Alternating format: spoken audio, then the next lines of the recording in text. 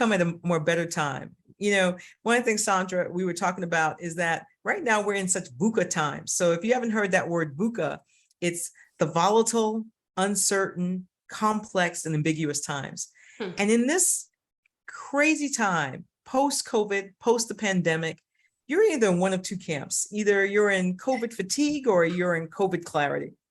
And I think one of the things that COVID clarity has done for many is bring about what they will do and what they won't do related to their career. So for me, when I even look at my career now and what I was told, when I graduated from Penn State and then even went on and got my MBA from the University of Illinois, one of the things that, I thought you did was you showed up in your blue suit, white shirt, and, and you had your Coach bag maybe, and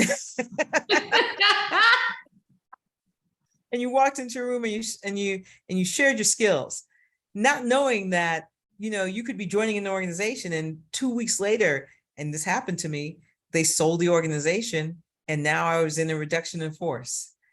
I didn't know that, I would then have to move back across the country and maybe do something different to start my HR career, and maybe even be an ombudsman for the University of Illinois and learn union contracts, which I thought to myself, how is this going to help me? Yeah. But then later, being the director of an MBA program and recruiting talent. And I thought, how is this going to help me in my corporate career? And then moving to Oregon. Yes, y'all, I lived in Oregon for 5 years. Wow. And my husband, who's an amazing individual and my life partner, had an opportunity in Oregon, and we went.